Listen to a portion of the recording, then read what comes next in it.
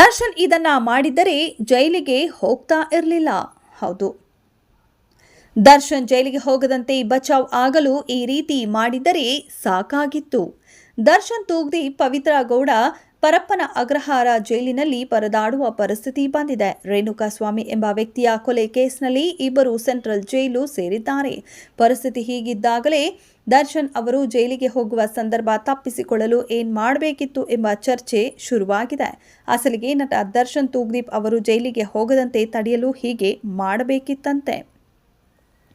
ರೇಣುಕಾಸ್ವಾಮಿ ಎಂಬ ವ್ಯಕ್ತಿಯು ತಮ್ಮ ಗೆಳತಿ ಪವಿತ್ರ ಗೌಡಗೆ ಅಶ್ಲೀಲವಾಗಿ ಮೆಸೇಜ್, ಕಮೆಂಟ್ ಕಳುಹಿಸುತ್ತಿದ್ದ ಎಂಬ ಕಾರಣಕ್ಕೆ ದರ್ಶನ್ ತೂಗ್ದೀಪ್ ಅಂಡ್ ಗ್ಯಾಂಗ್ ಸೇರಿಕೊಂಡು ರೇಣುಕಾಸ್ವಾಮಿ ಎಂಬಾತನ ಕೊಲೆ ಮಾಡಿದೆ ಎಂಬ ಆರೋಪ ಕೇಳಿಬಂದಿತ್ತು. ಈ ಕಾರಣಕ್ಕೆ ಅಭಿಮಾನಿಗಳ ಪಾಲಿನ ಪ್ರೀತಿಯ ಡಿ ಬಾಸ್ ಇದೀಗ ಜೈಲಿಗೆ ಹೋಗಿದ್ದಾರೆ ಕೂಡ.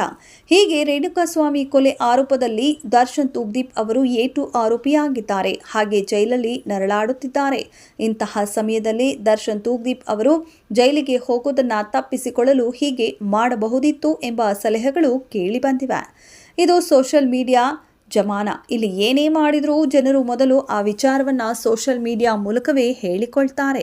ಹೀಗಿದ್ದಾಗ ಸದ್ಯ ಸೋಷಿಯಲ್ ಮೀಡಿಯಾ ಗಬ್ಬೆದ್ದು ಹೋಗಿದೆ ಎಂಬ ಆರೋಪ ಕೂಡ ಕೇಳಿ ಬರ್ತಿದೆ. ಹೀಗೆ ಸೋಷಿಯಲ್ ಮೀಡಿಯಾದಲ್ಲಿ ಹೆಣ್ಣು ಮಕ್ಕಳಿಗೆ ಕೆಟ್ಟ ಕೆಟ್ಟ ಕಮೆಂಟ್ ಬರುವುದು ಮತ್ತು ಮೆಸೇಜ್ ಬರುವುದು ಕೂಡ ಹೆಚ್ಚಾಗಿದೆ. ಹೀಗಿದ್ದಾಗ ರೇಣುಕಾಸ್ವಾಮಿ ತಪ್ಪು ಮಾಡಿರುವುದು ಗೊತ್ತಾದ ತಕ್ಷಣ ದರ್ಶನ್ ಅವರು ಹೀಗೆ ಮಾಡಬಹುದಿತ್ತು ಅಂತ ಅವರ ಅಭಿಮಾನಿಗಳೇ ಈಗ ಸಲಹೆ ನೀಡ್ತಿದ್ದಾರೆ. ಹಾಗಾದ್ರೆ ಏನದು ದರ್ಶನ್ ಅವರ ಅಭಿಮಾನಿಗಳ ಸಲಹೆ? ನೋಡೋಣ. ರೇಣುಕಾಸ್ವಾಮಿ ವಿಕೃತವಾಗಿ ಪವಿತ್ರ ಗೌಡಗೆ ಮೆಸೇಜ್ ಕಳುಹಿಸುವ ಬಗ್ಗೆ ಸ್ಥಳೀಯ ಪೊಲೀಸರಿಗೆ ಮಾಹಿತಿ ನೀಡಿದ್ದರೆ ಸಾಕಾಗಿತ್ತು.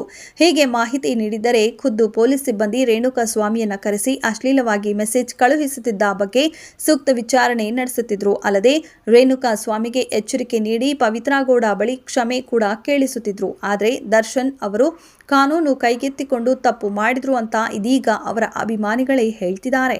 ಸದ್ಯ ಈ ಚರ್ಚೆ ಇದೀಗ ಸೋಷಿಯಲ್ ಮೀಡಿಯಾದಲ್ಲಿ ಟ್ರೆಂಡ್ ಹುಟ್ಟು ಹಾಕಿದೆ.